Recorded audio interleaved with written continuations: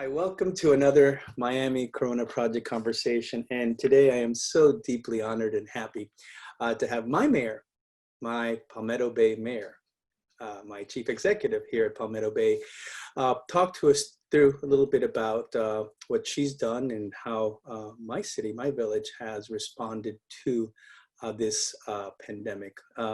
Welcome, Mayor Cunningham. It's such an honor to have you here at the Miami Corona Project's conversation. Thank you, Xavier. I really appreciate it. I'm the one that's honored. I appreciate it. Thanks. Sure. So I'm through this project. I'm talking to the whole sector of community, but mostly community leaders, especially political leaders, asking them how we walked into this pandemic, how prepared or unprepared we were as a society, and I'm talking from the national down to the local level. And I know that there's regional governance here. And I want to talk to you about all those things, but before I do, and we follow up and connect with each other, at least in social media, so I know what you've been doing, but just from a personal point of view, how has this pandemic impacted you, Mayor? How have you as a member of this community, as an individually, your family, how has it been impacted by the pandemic? So, there's a couple of components. One, we can talk about personally, and the second, of course, is as a village mayor and how it's impacted, because that impacts personally as well. I think on a really personal level, for me, it's really kind of helped me to retool, rethink, reprioritize. I've found so many amazing things about our beautiful community during these difficult times. That's on the upside. We have an amazing, kind, compassionate, caring community. And as you mentioned, if you follow me a little bit, I'm always in motion, kind of like you. So I like to stay as busy as possible. And really for me, that kind of equates with what's meaningful. What can I do that's meaningful in the community? So when we were kind of in this lockdown, where we kind of had to stay close to home and make sure we were masked and we didn't want anyone to get sick and we really didn't know what was going on. For me, what seemed most meaningful was finding those people in the community that were scared and see how I connect with them. So I did a couple of things, making sure I was doing daily communications, because there's a lot of information and not all of it is digestible, even for elected officials. You're on these meetings and it's a lot of information. I think the upside was, finding all of these really cool things about our community and the residents that live here, things I already knew, but it kind of solidified them. The downside I could see, especially with social media, how it really was impacting folks. And we talk about it takes a village. Well, the village for families was really kind of shrinking, right? Because even though you were getting to know your family unit really well, you didn't have all of the other folks that kind of help lift you and get you through the day. So yeah, a lot. Yeah, if you were to, there's so many nuances to this conversation. I'm trying to figure out how to best capture this, because there's different audiences right now. One audience is literally the person who tomorrow is going to look at this video, and by tomorrow I mean tomorrow, July 3rd, is going to look at this video online and is going to hopefully be compelled to wear a mask, to social distance, to strengthen their resolve, because this pandemic isn't over. In fact, the numbers are literally rising. Mayor Cunningham, yesterday, the health department reported the 1,000th death of a Miami-Dade County neighbor. There's 1,000 people who are no longer here. There's 1,000 families who have been disrupted, workplaces that are missing an individual, friends that are lamenting, 100,000 networks of friends who have abruptly lost someone. And I know that many in our community, and I think we're very lucky here at the village. We're very lucky because just by the lack of density, the village in and of itself has social distancing. We aren't living in high density areas.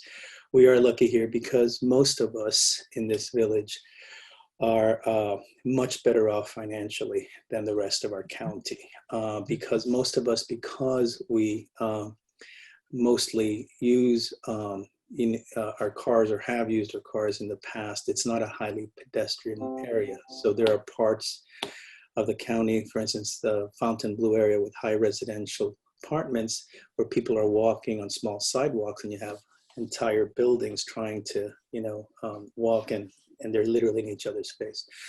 Right. So I do get the sense that I can go to my beautiful backyard and I don't feel like I'm under house arrest, and every single villager feels the same way. So I'm trying to capture the nuances here for us. So one is, just the immediacy of, hey guys, don't put down your guard.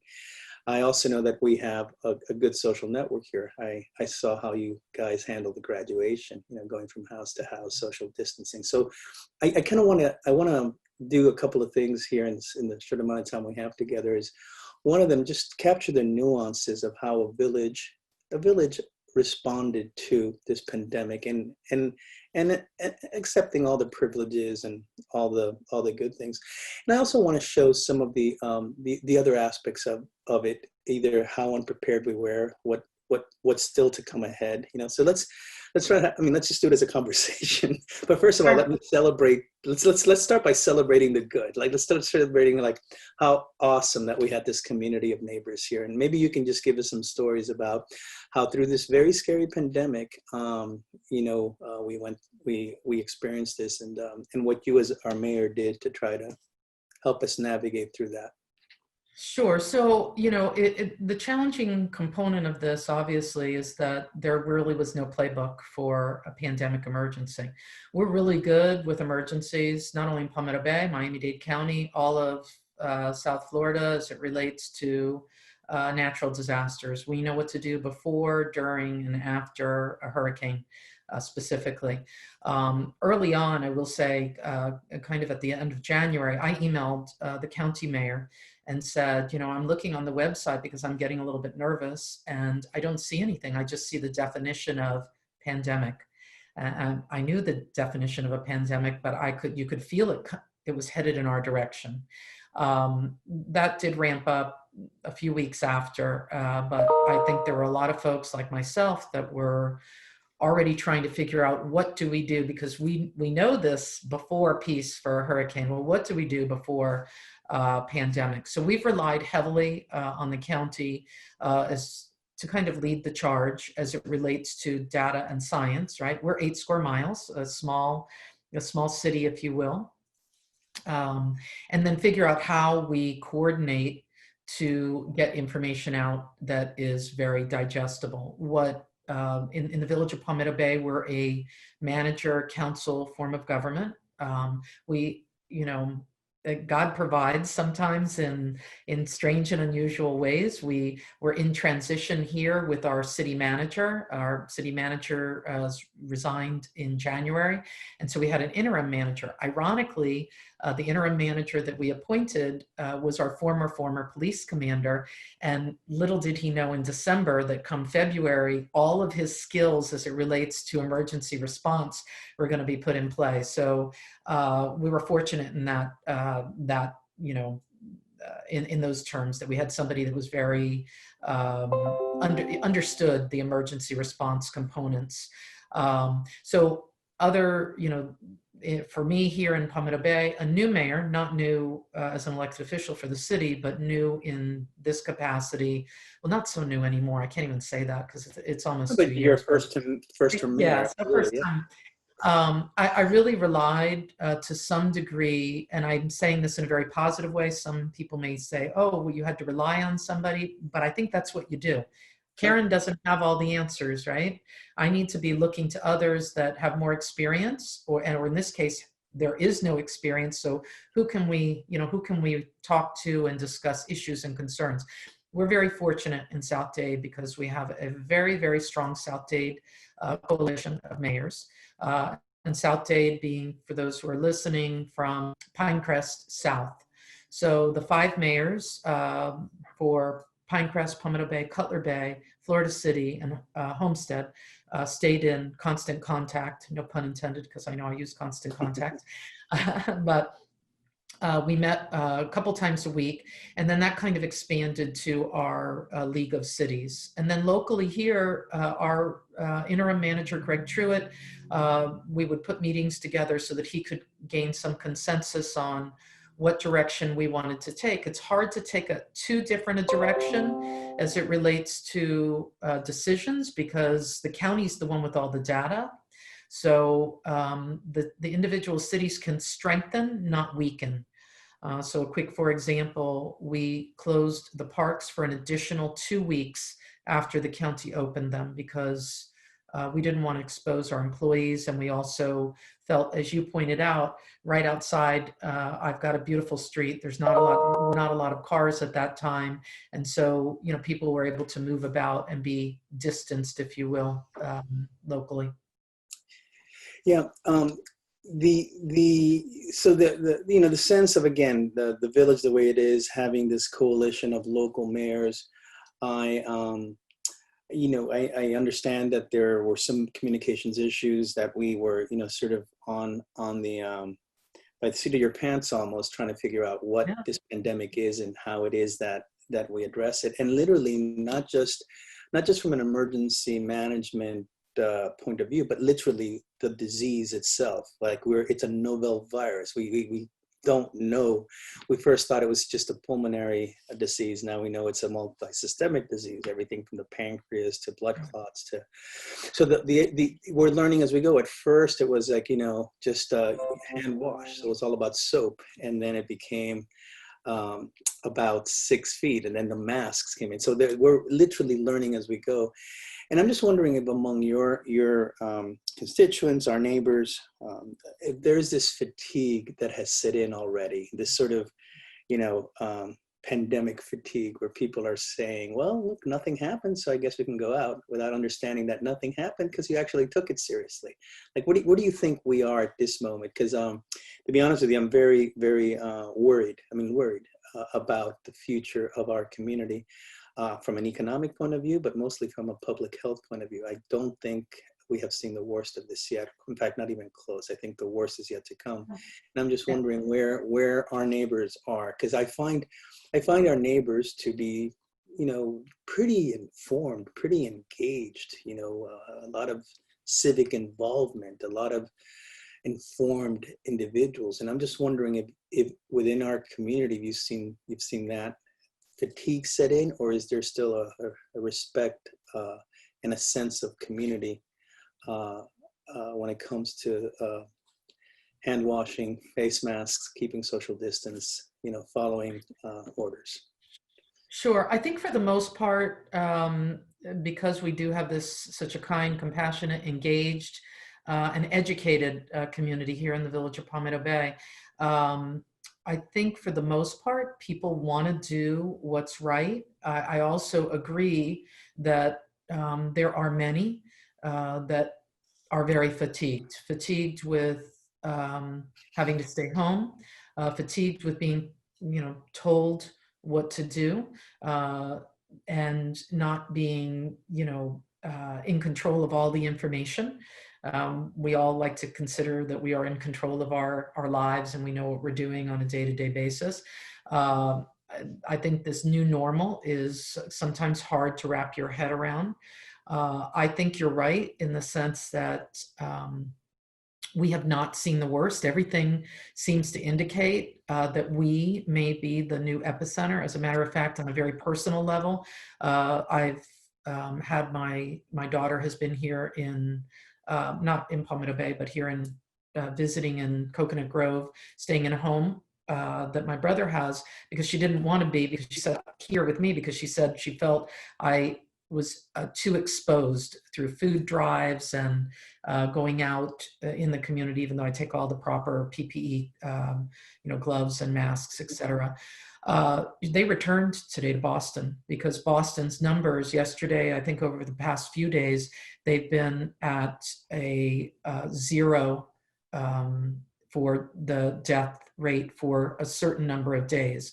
So as we start to see our situation grow, you know, her attitude was, I didn't just spend the last 4 months of my life trying to protect myself now to be in what's going to be the epicenter. So they've gone and returned back to Boston. I think a lot of that can be curbed if people are just following some simple protocol, which is, mask wearing, hand washing, and social distancing. It's three things really that can make such a huge impact on those that potentially could be the most vulnerable. We're even here in the city seeing, and I'm talking about with the village staff, a little closer impact. Several of us, myself included, have been tested.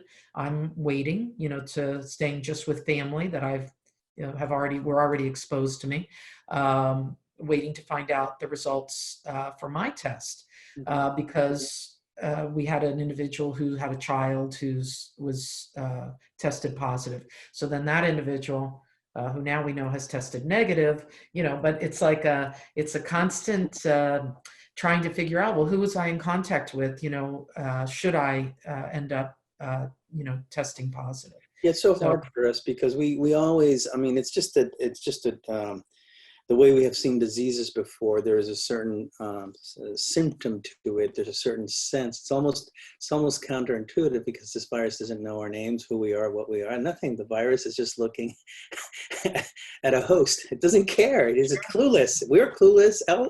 But somehow it's like, well, if you're my friend, or if you're the daughter of my best friend, then you must be okay. So we assume that this virus has a brain, has a way of discerning who can get it and who can't get it. And then we also make these assumptions that that the level of care that we bring to our own action is equal and exact to the one everyone else brings. Again, because of that sense of trust and familiarity. So like, I'm a good person, you're a good person. So that means both of us are gonna, but there are nuances to that. And if you slip once, now you've let that person who slipped into your entire ecosystem of people who apparently hold the same criteria. And that's what makes this pandemic so troubling to me, because in a community that's so tight-knit, in a community where, I go walking and I see families sitting together. Sometimes there's one sitting across the street from the other. Like I experience this sense of this eagerness to be together. But I also wonder if that sense of wanting to be together also brings in vulnerability when you're really not across the street. You're actually standing next to each other on two bicycles, talking to one another without a face mask because you're friends, and it's awkward not to do. You let your guard down. Yeah. And that can. What can we do to tell people to not be nice and loving and caring and engaging and huggy as usual? How the hell do we do that? I think there's a lot of things that folks can do to let other folks know they're thinking about them. Of course, we've got all kinds of social media. You can use that to the good instead of to the negative. You can also educate folks. Make sure your kids know what's going on too. I mean, kids are impacted, but as we keep pointing out, it's not over yet. So we've seen kids making their way through the community without a care in the world. I want them to, but I don't necessarily know that we're right at that moment. I think we need to create this sense of, that's how tuberculosis was dealt with an age ago. It was like commonplace. You and I can't imagine it, but it was common to spit in public all the time. And even they had these receptors to pick up your spit at a barber shop. It was just a common thing. People would spit all the time, much like smoking. It was just a common thing to just smoke in front of someone else and blow smoke in their face. But then, public health got to it, and it became a sign of incredible disrespect. In fact, wishing harm, literally putting harm in others, doing that. So it almost has to be, we have to have an understanding, I think, that there's a new norm, that not wearing a mask so that I can see your beautiful smile is actually an act of violence. It's a violence to me, to my mother who's old, an act of violence to people. And literally, you are committing violence. If you care about me, you'd keep your distance. If you loved me, you would wear a mask. So there has to be this new reframing. And unfortunately, I believe that it's going to be around for a while, because even with herd immunity, whatever that means, because we don't even know what this disease is, we don't know how many antibodies you need and how long they need to be in you in order for you to have that immunity. Until there's a vaccine that's been tested across all populations, there will still be someone in our village who we love, my neighbor across the street, right? Who we love, who we need to literally, be ever vigilant for and continue wearing these masks. I think the new normal for our village and for our society is masks. It's like, I put on my socks, I put on my shoes, I put on my mask. It's just a thing you do. It's like weird. It's like going out in the street in your underwear if you're not wearing a mask. It's like, how dare you, right? How do we get our community to understand I do that? think we see that to a large degree. At least I have, when I'm out and about in the village, people following the rules. I think the biggest hit that we've taken, in addition to the 1,000 lives lost, is here locally, the economic development, the businesses. Yeah, how are And I businesses know, doing? Yeah. so well, we've lost some businesses in the community. I'm sure we'll see more. Some were able to survive. When restaurants open, I know people were thrilled, especially small business owners. We're fortunate here. I like to say live, work, learn, play in Palmetto Bay. And so we do have quite a few families that own small businesses here in the village. I hesitate. I don't think that there is a political will at the county level or even locally to say, let's close down businesses. As one person mentioned to me that had a service for children, said, my business is essential. It's essential to me because that's how I feed my family. So it does make it difficult. We've seen a lot of difficulties or differences between Miami-Dade County, the state of Florida, as it relates to unemployment, being able to capture that check, than other states. My daughter, I'll use her as an example. She lost her job 2 months into COVID. She was a new attorney at a firm. She now has a new job. She's starting on Monday, thank goodness. But she was able to go online and get unemployment almost immediately the following week. So, there was no, most people are just 1, maybe 2 paychecks away from being homeless.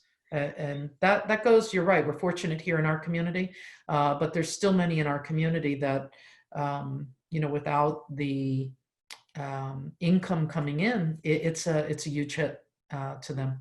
And I There's don't, not a lot of yeah, and I don't, I mean, the job numbers are up today, but we also know that by the end of the month, those unemployment checks disappear unless the Senate does something in the handful of days they have when they come back from recess.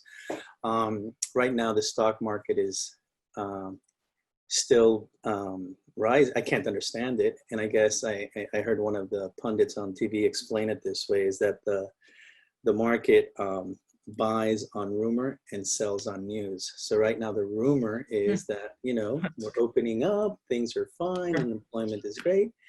The news is going to be, the second quarter reports when a bunch of these Fortune 500 companies don't make their earnings. The news is going to be, oh, our checks are gone. The news, the horrible, horrible news is going to be that this pandemic is, as Fauci said a couple of days ago, close to out of control, with 100,000 Americans possibly becoming infected every day, which I can't begin to, that number does not calculate in my head, but every day. It's a lot. Happens, I mean, that just inconceivable to me. That number just doesn't, I can't understand that number of that happening across, just because that means 100,000 people a day are suffering, and of those, a percentage will go to the hospital, and of those, percentage will die. So to me, I'm looking at my mayor, who is trying to lead us to this chaos, and I'm just wondering, for those individuals, And I'm going to go outside of Palmetto Bay. I just want to be because you're our mayor and is a municipality. So I'm trying to keep this conversation very myopic, because I also want to talk about Black Lives Matter. I want to talk about the lack of equity and equality across their community, how unprepared we were about empathy, that I can get Instacart, but the people who deliver my Instacart to me can't, and they usually don't live in Palmetto Bay. So I do want to have a sense of how we are one community. There are still people who engage in landscaping, and these are individuals who cut our lawns, but they're not wearing, protective gear when they're in their van or whatever. And I just, there's a whole other reality that I want to get to, but right now I'm just trying to focus on just, I guess, sort of the happy. Yeah, I think. Yeah. Yeah, it's a good point. I mean, and those realities impact Palmetto Bay. You can, go on from there and talk about transit workers, and then of course the restaurant, the line cooks, because there were still restaurants functioning throughout, and so that is can be a negative. It can be a positive. I mean, people, again, folks that are just one paycheck away from of not having a place to stay, not being able to pay their rent. That's a scary proposition. So people trying to pick up and figure out how they can work during a pandemic, and what businesses are essential. I think that's another thing that we probably need to look at when we get on the other side. Yeah, in fact, let's go there for a second. Your daughter, let's just talk about your daughter for a second. I see posts on Facebook and all the time. Right now, she's getting a new job. Boston's awesome. But let's just assume that in 25, 30 years, she decides, okay, I want to go back home. And you know what? I want to follow my mom's footstep, and I want to be, the first mother-daughter mayor situation, right, in Palmetto Bay. But by then, 30 years from now, people will finally believe that climate change is real because it's impacting our property values and our flood insurance costs. We're about to witness what scientists are telling us is going to be a pretty harsh hurricane season this season. So we will have already understood that the lessons from Andrew that we applied during Irma, that we will apply this season and moving forward, being prepared, having all our ducks in a row as to how we get ourselves ready for a hurricane will have been lessons learned. What lessons would Mayor Cunningham Jr. Have in a manual written by her mom and all the other South Dade mayors and a county mayor as to how to prepare for that next pandemic? Because due to climate change, due to the way we destroy our environment, destroy ecosystems, deforest huge swaths of our planet, bringing wild animals with viruses in contact with humans who had never been in contact before. That's how pandemics start. How I can tell you that before that 30-year thing happened, Miami will be undergoing, whether it's Zika, because it's getting warmer and those mosquitoes are now here and more prevalent, or another unknown virus yet to be imagined. This is not the last pandemic that we will suffer. And I'm just wondering, based from your chair, what you're doing now, how you're seeing all the stuff, the miscommunication, the lack of preparedness at the state level, as you're saying, through the unemployment alone. There's a whole other things to talk about at the state level, and so much more to talk about at the federal level. What does Palmetto Bay circa 2050 with a new pandemic, with another mayor, what do you think would be the path to preparedness before that first news of an outbreak comes out? Where would we be as a village so that we're more ready for this? Sure. So, and those are all great questions. So first I'll say this, before the pandemic, and I did mention the South Dade Coalition, one of the things the South Dade Coalition through Chamber South, there are kind of like our our umbrella, if you will, was meeting once a month. I think, the interesting thing about the pandemic is that it's not only changed the what we do, it's also changed the how we do it. And I think we're going to see that moving into the next year as it relates to schools reopening.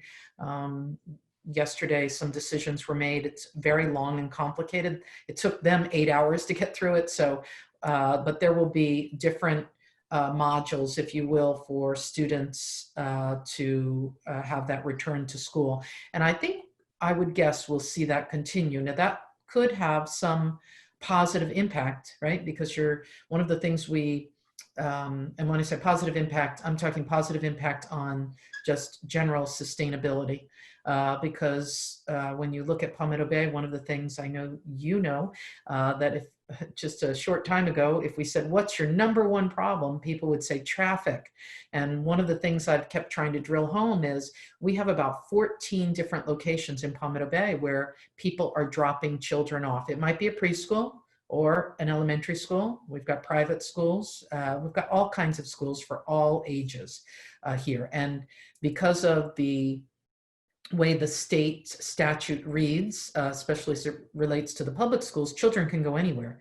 So not only do we have our families taking their kids here, we have our families taking their kids elsewhere. We have elsewhere taking their kids here to Palmetto Bay. So it's a lot of movement here in our village. So I think moving forward, how we choose to see our workforce, how we choose to see our children educated, I think there's going to be a shift. Again, I don't have the playbook for it, and those are for greater minds, people at higher levels making those decisions. But hopefully there will be some positive, some benefits that come out of those kinds of changes in how we do things. As it relates to just the overall playbook, and certainly for anyone that listens, I'm not trying to point fingers at anybody, because I think, remarkably, let's just set all the politics aside. Let's pretend there are no political parties. I think overall, people have tried to grab the thing by the reins and figure out what's best as we're trying to move, the community, the state, the nation, the world, right? Because the first time in a long time, this is, our friends across the ocean are, they're looking, probably someone is sitting having the exact same conversation we are right now, all the way across the world.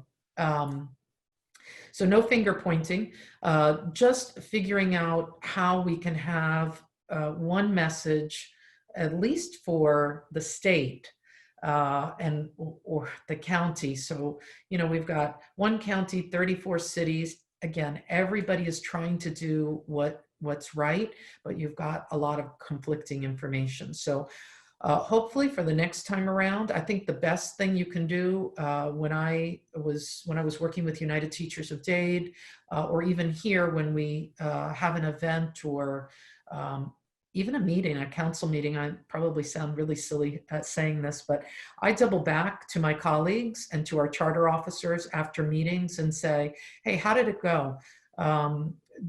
Did you feel that your voice was heard? What could I do better to make sure the meeting moves a little bit more smoothly? Or how did these items, how did they impact you? No sunshine violation, just talking about process. Same thing for this, because there were politics in some cases at play. And so we didn't have one messenger. We have a lot of different people with a lot of different opinions about how we should move forward. And I think having one messenger with one message. And I saw that yesterday with the mask executive emergency order that came out from the county. Whether you want to wear a mask or don't want to wear a mask, we have now the marching orders. We will wear masks, and here is how that's going to work. And I think, if we're able to double back after and look at what worked, what didn't work, what we can tweak, we may be able to pick up the book and say, Okay, here, page 18, before a pandemic, this is what we need to put into place and make it digestible. You know, these executive orders, emergency orders, you know, they're long, they're complicated. You know, people just give me the highlights, tell me what it is you need me to do today, and how I can impact positively the community, or keep myself healthy, or keep my family healthy. And, you know, a lot of this is bigger picture stuff. You talked a little bit, you touched on, you know, economic inequities. We touched a little bit, I think, on the healthcare infrastructure, figuring out how we've got private institutions, we have public institutions, they're all important. How do we figure out when this is coming? So when Karyn Cunningham is mayor of the village of Palmetto Bay, she'll be able to say, okay, here's what we need to do. This hospital, that hospital, the other hospital, X number of beds. Again, it should be something very simple, like when we are looking at, you know, putting in these emergency components for a natural disaster. Yeah, I do think it's going to be, I think it's going to be a new normal for us in understanding that. I also think there's going to be a more informed group of individuals, especially at the beginning. This got political. At the beginning, I think we were all really good, you know, like we were all scared. Then again, because we live in a very polarized nation, I do think that people started not just being conversant about the science, like who knew how to pronounce half of the words that we know how to pronounce now, if it wasn't I for— still don't, for the record. No, you know, like this is like, you know, the things we talk about the virus, Right. and, you know, and incubation, whatever, all the stuff that is a public health or clinical or medical perspective. And now all of a sudden it's like things people talk about. And I was so heartened by it because I saw an entire nation marching in step. I saw us putting resources. I saw us all sheltering in place. This county, you know, on a dime, superintendent on March 13th said we're shutting down the schools. That Monday they were shut down, and just like that, everything rippled. That's right. Universities, businesses. So on a dime, we did it. Then, you know, there's national politics too, and then now it's like you wear masks, you know, whatever. I don't want to get into all of that, but what I do want to say is that we write the book. What I want to say, I mean, part of my practice, from the underwater HOA to the mangrove project, it's all about working together, and through our collaboration, we learn together. So part of what is happening here is, you know, that 2050 book, and it's not going to be 2050, it's probably going to be 2030. These pandemics are just going to become more routine because we are a more globalized world. And I think some of the lessons I see here is like, yeah, you may feel insulated because you live in, you know, a quarter-acre home, you know, with a pool. You may feel that you're okay because you have a 401k and you have these things. But the truth is that it is one Miami-Dade County. It is literally we now know what an essential worker is, and it's not because it's essential to your bottom line, like that daycare worker said. No, there's something a little bit more essential than your bottom line, and that's your life. So yeah, you're not going to sit here and contaminate an entire daycare full of children. You're going to literally take care of our community first, because at the end of the day, if there's a pandemic out there, that means that nothing happens. Like, you literally shut it all down.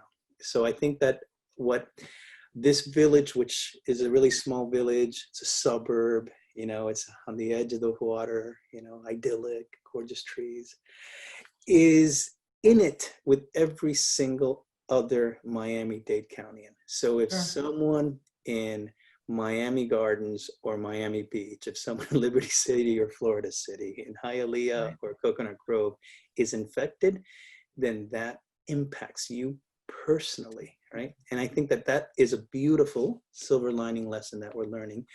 The other is, I think we need to invest, right? Like, there needs to be a lot more investing in public health, and people just being aware that that happens. And then, yeah, if someone gets sick and they don't have health care, that means they're going to take up the ventilator. So by the time you get to your ventilator, no matter how rich you are, you're not going to get one.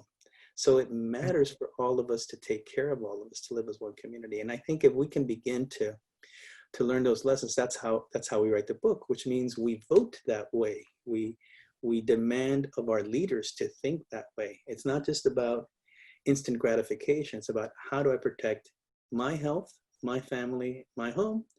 Oh, that's about everyone else is protected too. And if that's, Right. I think, the big book to write.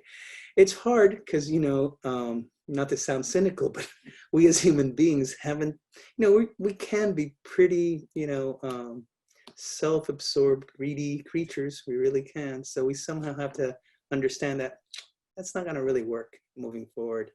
So that's what I hope that happens with this pandemic. And one of the ways that we see that most institutionalized is on the issue of race, right? I mean, we have seen that for centuries alone, just in this country. Yeah. And it is embedded in every single part of our society. And like you, because I learned about it from you, I think, one of your Facebook posts, I was horrified and will never, ever, ever go to the corner. I'm not even going to say the name of the place. I will never, I'm a vegetarian, so it doesn't matter, but I will never go to the corner of 144th and US 1, for a beer. Because to have that kind of insensitivity by the owner of a chain of stores be so insulting and so tone deaf, and I know that he apologized, is injurious to all of us, not just African Americans, right? And I'm just wondering if in a community like ours, which I know, which again, part of the disparities, part of the thing is that I don't live, and I moved here in 2016. I don't live in the kind of diverse community I used to live in before. We moved here because we wanted orchids. So we have a big yard to grow orchids instead of living. You have to come by and see those. Yeah, they're awesome. We have beautiful, well, it's going to take a while. I am quarantined. This is, you don't see me leave it, and no one comes in here. Like literally, not a soul walks into my house. It's crazy. Smart. But how do we, as a way of understanding that there's a new way of being, this integrated, like we see it, everything from the supply chain, where we get our ventilators and PPE, to literally the people who are the line cooks in restaurants.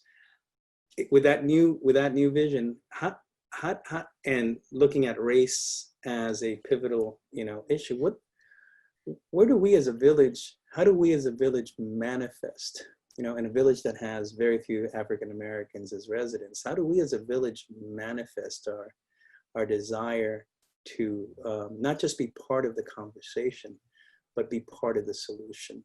And I know that's a very, very hard question, but, and again, it's actually during a pandemic. I'm so glad. Yeah, okay. I'm so glad you asked it. So, and I'm going to speak quite honestly. For me, I know that some individuals that I serve with, wanted to make some kind of statement. And for me, the statement has been the way I've lived my entire life. And I'm only speaking about myself, but I'm going to roll into your question. But for me, you just need to take a quick look at the bio. I served as vice president of the Melissa Institute for Violence Prevention and Treatment. I worked for United Teachers of Dade in underserved communities. I was very proud to have almost all of my schools in the Little Haiti, Liberty City, Overtown area when I was as an organizer. Not important for this discussion, but I was doing membership organization. So it's where my roots were to begin with, because when I started, I am a teacher, and I mentioned in one of my after hours with Karyn, I am going back to the classroom for one more year. And I did ask to serve south of Palmetto Bay, mainly to be a part of the traffic solution. So I'm reverse trafficking, but also to go into an underserved community for my last year. I'm actually retired, and I'm in part of the DROP program. So I've been on leave of absence to serve as your full-time mayor for a couple of years. But I want to also capture my full retirement if I'm able to. And I think it's a great way to close out a career, especially during these times that are unknown. I want to have contributed in some way to this new way of education. I'm sorry, I digressed just a little bit. So I think that, for me, making a statement is really about the way you live your life. And you're right, our community, it's changing. It's not as diverse as many other communities. Again,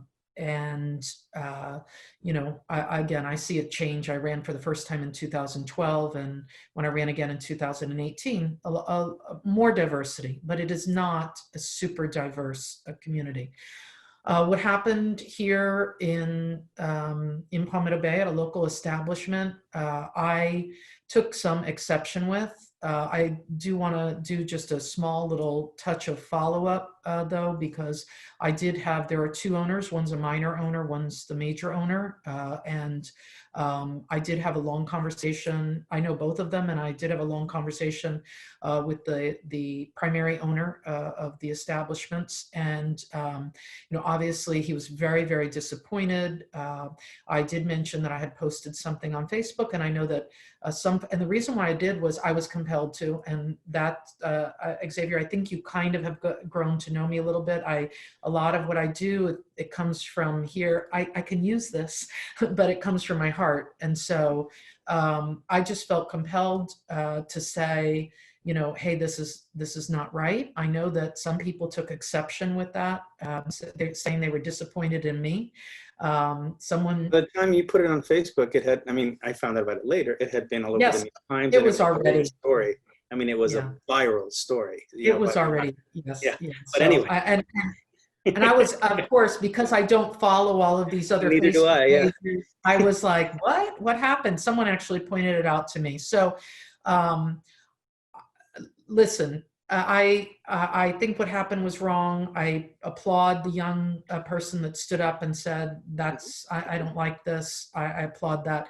I also applaud the primary owner for stepping up and saying, this is not acceptable. They posted something on their Facebook page. They relieved I don't know all the business terms, but the minor owner was relieved of his work there because he also served as a manager. And I think it was a terrible, terrible, terrible thing to do. Terrible mistake, not funny. However, I also, we make mistakes. We're all human. I want to believe, because I believe in the innate goodness in people, that it was a moment. And, I'm a very forgiving person. I think but it's a moment that comes from, and I don't know any of the parties. I don't even know who any of these people are. But at the height, you know what, I don't want to, I shouldn't. I really should dive into this. Okay, I will. I'm just going to say that and I'm sounding so judgmental, but it wasn't insensitive. It was cruel. And at a time when so many were being tear gassed for basically standing up to racial injustice about a guy, a fellow human, who died pleading about not being able to breathe. It wasn't just insensitive. It wasn't just tone deaf. It was basically part of the problem, part of this sense of superiority that life that died under the boot, illegally under the boot of law, right? Law enforcement, illegally, somehow was something worth making a joke out of. I at the height of the moment, sorry, never having a beer there, never having a beer there. I totally get it. I also, like I said, both of these individuals live here in our beautiful village, and I want to be able to say, okay, this happened, so how do we move forward? And so I think that's an important part of your question. Look, there has to, thank you for thank you for doing this too. So yes, there has to be a pathway for reconciliation. Thank you, Mayor. Right. Absolutely. So, right, exactly. So I love you. I just love you pieces.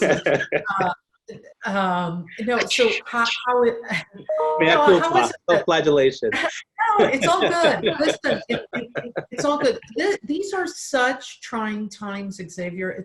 And I think it's all like interconnected, right? People, I've even seen a change in some of my very closest friends and family members. And I hope that at some point we all go back to being who we were before in some cases. And in some cases, I hope we don't go back to who we were before. Let's come out of this with, looking forward. So in answer to your question, I was really, after one of my colleagues made a statement at one of our council meetings, about making a statement, that's when I had to do some reflection and say to myself, do I need to make a statement? Isn't it just seem like everybody should know that this kind of racism, inequity, prejudice, discrimination, it's wrong. Everybody must know that. So for me, I said, let me think a little bit about what are some meaningful things that I can do. And so it started with joining a local, well, it's not local Palmetto Bay, but greater local community. We have many Palmetto Bay residents that belong to Temple Beth Or. And so I went on a compassion caravan back to many actually the schools that I supported when I was working with United Teachers of Dade, and heard from a local resident, Dr. Marvin Dunn. He did a Facebook Live. So we were in the cars and Dr. Dunn was Facebook Living some historical points, some terrible things that happened that I didn't remember or know about. And some things that were change agents in our greater Miami-Dade community in many years past. So I did that. Then I went down south and did a peaceful protest with Representative Leader McGee from South Dade, who's well, he's a state representative. He's also running for another office now. But I said, let me go and do that. That's my South Dade community. Let me walk with them. Let me take the knee for 8 minutes and 56 seconds. Very not easy, very emotional. And I think it was really those two activities that helped me say, how can we make meaningful change? It takes me back to children. And so, we have an opportunity. Palmetto Bay is over 20% under the age of 18. And I'm just sharing the demographics because they're powerful, right? That's over 1/5 of our population are children, and 18 and under. So I know the older ones would say, I'm not a child, but young people. Yeah. And so I did some outreach, and actually having this conversation with you, maybe I'll double back with you to see how maybe you might be interested in joining our conversation. I was supposed to be doing all sorts of stuff. Adam Roberti, our director, met with your youth advisory committee we're That's right. we're in. We have been training them and working with them and doing all this sort of work. And of course, this pandemic happened, and just go to the event page where this video is being played and click on 2020 events, and you're going to see like 24 canceled. Like the Earth Day was everything just canceled because of the virus. The farmers markets are canceled. Everything is canceled. Look, I do think there's incredible wisdom in what you said. And I think that I know I do it with climate change. Clearly the ultimate beneficiaries of everything I try to do in addressing sea level rise, biodiversity loss, and basically saving lives, public health, mostly impacts that 20% of our village. It is literally their future I'm fighting for. It is their lives, their livelihood that I'm fighting for. And they are cared for, lovingly cared for by the other 80%, who work really hard and invest their entire life purpose into making sure that that 20% are the most resilient, courageous, intelligent, engaged, people. And all a parent wants is for their kid to be better than that. That's all a parent wants, that all their lessons and their mistakes are resolved into a better reality in the person that they have created, nurtured, and sent out to the world. And the 80% that maybe lived in a world that wasn't as perfect, a world that needed to change, a world that didn't understand the consequences of systemic racism, a world that didn't understand that loving one another is the way you actually care for yourself too, those you love the most, those closest to you. All they have to look is into the eyes of their children, and their children agree. Their children don't want a racist society. They're the ones who protest louder. Their children don't want a planet with biodiversity loss and extreme heat and sea level rise and extreme storms, because they're the ones that are going to inherit this beautiful house you live in, right? They want the house to have some value.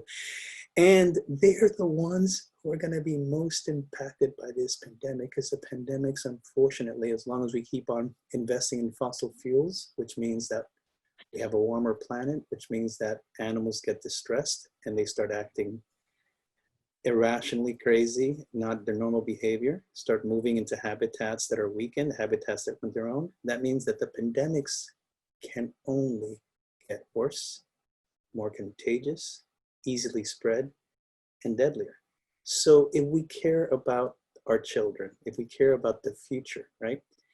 If we care about that 20%, then all our actions should be in line, in tune with their vision of what the future is. So although we think we know it all, let's let them lead us. And I think that if we do that, we begin to break through this stupid, crazy, un-American polarization. I don't understand my country anymore. I don't understand how we can't talk with one another.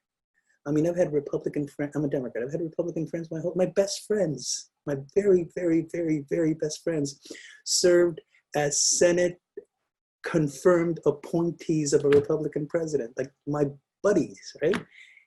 These are my dearest, closest friends, but somehow we just bark at each other, and that's just not who we are, right? So I really did.